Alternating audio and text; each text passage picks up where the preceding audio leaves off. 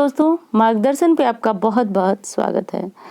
दोस्तों, 1 नवंबर 2020 से कार्तिक महीना शुरू हो रहा है। इस महीना में हम लोग माँ लक्ष्मी की पूजा करते हैं, दिवाली मनाते हैं, भैया दूज यानी बहुत सारे त्यौहार भी मनाते हैं। पर दोस्तों, ये महीना इतना महत्वपूर्ण है स्नान, दान और दीपदान के लिए। तो ऐसा क्यों है?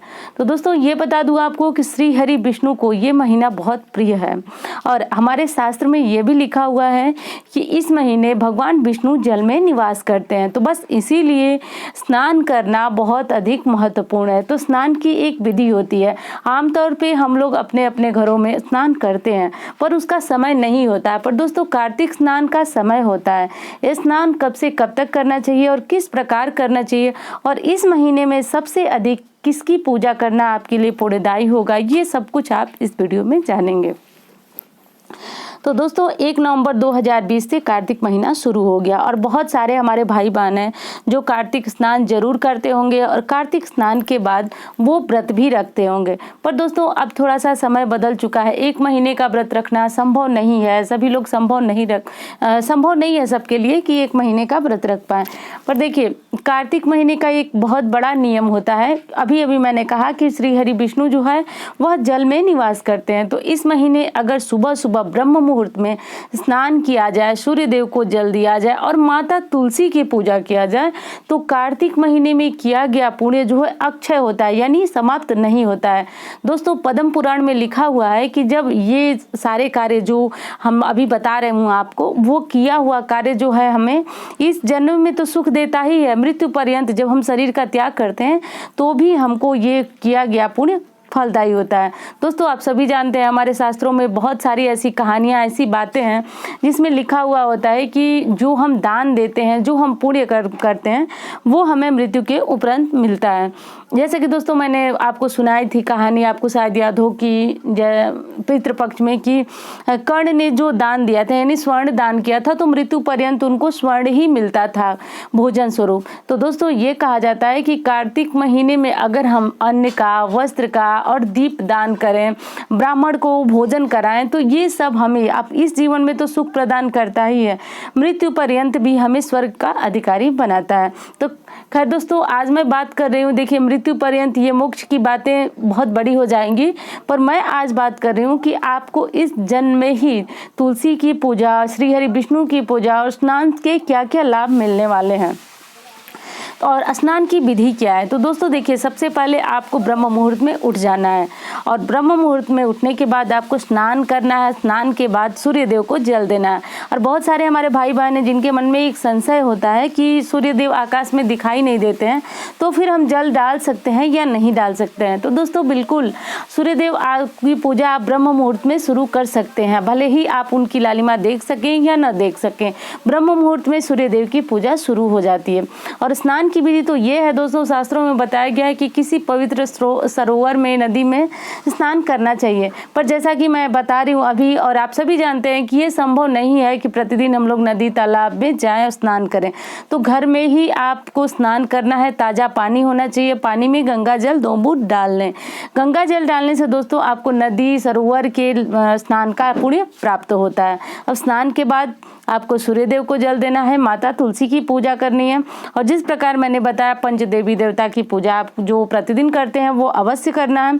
अब करने के बाद आपको आरती करना है तुलसी माता की, मतलब इनकी विधिवत पूजा होती है इस पूरे महीने। और माता तुलसी जो हैं वो हरिप्रिया हैं, यानी माता तुलसी की कृपा से भगवान विष्णु प्रसन्न होते हैं और भगवान विष्णु प्रसन्न होते हैं तो माँ लक्ष्मी की कृपा हमें स्वतः ही प्राप्त हो जाती है।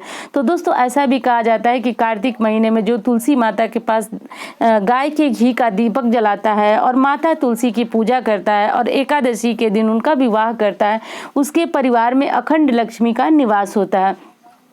दोस्तों, हो सकता है कि ये जो काम है वो आप भी कर रहे हो, हम सभी करते हैं। बहुत सारे घरों में, लगभग मुझे लगता है कि शायद ही कोई ऐसे घर हो जिसमें कार्तिक महीने में स्नान न करें और तुलसी माँ की पूजा न करें। तो दोस्तों देखिए, सबको ये पुण्य नहीं मिलता है, क्योंकि ये सारे जो कर्म होते हैं उसके साथ साथ कुछ आपको अपने आदतों में भी सुधार लानी जरूरी है। जैसे कि देखिए, हमारे शास्त्र, मैं जानती हूँ कि ये वीडियो थोड़ी सी बड़ी हो सकती है, पर 1 मिनट मैं आपका समय लूँगी ये बताने में कि देखिए क्यों आपको आपके द्वारा किए गए पूजा पाठ का उस प्रकार फल नहीं मिल पाता है। तो देखिए बताया यही गया है कि ये पूजा आपको ब्रह्म मुहूर्त में ही करनी है, यानी सूर्योदय के बाद अगर आप कार्तिक महीने में तुलसी माँ को जल देते हैं तो मैं ये तो नहीं कहूँगी कि आपको कोई लाभ नहीं होगा, कोई पुण्य। तुलसी तो माता है, आप इनकी पूजा 10 बजे 11 बजे तक भी करें, लेकिन शास्त्र में जो कार्तिक स्नान का महत्व है वो सूर्योदय के पूर्व ही है। तो इस बात का ध्यान रखें कि आप ये सारे कार्य जो मैंने बताया वो सूर्योदय के पूर्व करें। और खासतौर से दोस्तों ऐसा बताया गया है नारद पुराण में कि जब तक आकाश में तारे दिखाई दें तब तक ही आपको तुलसी पूजन कर लेना है, तभी जाकर के कार्तिक स्नान जो है वह पूर्ण माना जाता है, पूरा माना जाता है। तो इसलिए दोस्तों आप देख लीजिए कि जब तक आकाश में तारे हैं तब तक आप अपना कम से कम तुलसी पूजा समाप्त कर लें। और दोस्तों इस महीने में दान का बहुत बड़ा विशेष महत्व है। तो इस महीने में दान में आप चावल दे सकते हैं, दूध दे सकते हैं, चीनी दे सकते हैं, मतलब खीर बनाने की सामग्री दे सकते हैं। बाकी आप समझ ही सकते हैं वस्त्र भी दे सकते हैं। दान की कोई सीमा नहीं है, आप जो भी देंगे वो आपके लिए कल्याणकारी भी होगा।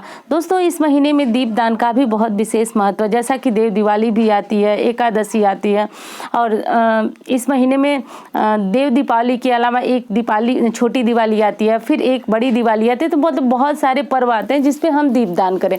तो दोस्तों हम अपने अपने घरों में तो दीपदान करते ही हैं, पर किसी पवित्र मंदिर में जा करके अगर आप 5 दीपक जला करके आते हैं तो भी आपके लिए ये बहुत अधिक पुण्यदायी होगा, लक्ष्मी की कृपा दिलाने वाला होगा। तो दोस्तों इन सब बातों को जरूर ध्यान रखना चाहिए। दोस्तों कार्तिक महीने में कुछ विशेष चीजें होती हैं जिनको खाना मना होता है। तो अगर आप कार्तिक स्नान कर रहे हैं, पूजा कर रहे हैं, उसके नियम का पालन कर रहे हैं, तो फिर आपको बैगन, मूली और उड़द की दाल, चने की दाल, इस तरह की गरिष्ठ चीज़ें नहीं खानी चाहिए। और दोस्तों इस तरह की चीज़ें नहीं खानी चाहिए और चटपटी चीज़ों का परहेज भी इस महीने में किया वो बताया गया। जैसा कि आप जानते हैं कि हमारे शास्त्र में हर समय हर चीज़ों को खाने की मनाही है। अगर वैज्ञानिक दृष्टिकोण से देखें तो भी इसके बहुत सारे लाभ हैं। अब एक चीज़ और बताना चाहूँगी दोस्तों कि अगर आप कार्तिक महीने में आप व्रत रखने का नियम ले रहे हैं तो फिर व्रत आपको किस प्रकार रखना है, क्या करना है। तो देखिए इस व्रत में यही नियम है कि सुबह के समय आपने जिस प्रकार मैं बताया उस प्रकार पूजन करें और पूरे दिन आप फलाहार, चाय, दूध इस तरह से लेकर के और रहें, और शाम को सूर्य डूबने से पहले आपको मीठा भोजन ले लेना है। तो दोस्तों पूरे कार्तिक महीने में आपको यही नियम निभाना है। अब दोस्तों इसके पूरे आप मत पूछिए, लिखा हुआ है और कई कहानियों में भी इसका उल्लेख मिलता है कि अगर कार्तिक स्नान हम नहीं कर पाए तो अगर कार्तिक जो स्नान किया है उसके पैर छू लें, उसके दर्शन मात्र से भी, दोस्तों कई कहानियों में फिर बता रही हूँ कि उल्लेख मिलता है कि कार्तिक स्नान करने वालों के दर्शन मात्र से भी व्यक्ति मोक्ष को प्राप्त हो जाता है और उसके सारे पुण्य समाप्त हो जाते हैं। तो अगर संभव हो तो आप ये पूरे कर्म भी अवश्य कीजिए। बहुत बड़ी कोई बात नहीं है। अगर आप 4 बजे सुबह उठते हैं तो आप अपने सारे काम करके 5 बजे, 5:30 बजे तक तुलसी माँ को जल दे सकते हैं। तो ये पूरे कर्म करने में किसी प्रकार की कोई समस्या नहीं है, बहुत आराम से आप ये काम कर सकते हैं। फिर उसके बाद अपना जो दैनिक कार्य है, दैनिक जो पूजा पाठ है, वो अगर आपको लेट भी हो गया तो कोई समस्या नहीं है, आप उस हिसाब से अपनी पूजा पाठ को कर सकते हैं। तो दोस्तों उम्मीद करती हूँ वीडियो आपको बहुत अच्छी लगेगी। मिलती हूँ इसी तरह की वीडियो के साथ। धन्यवाद।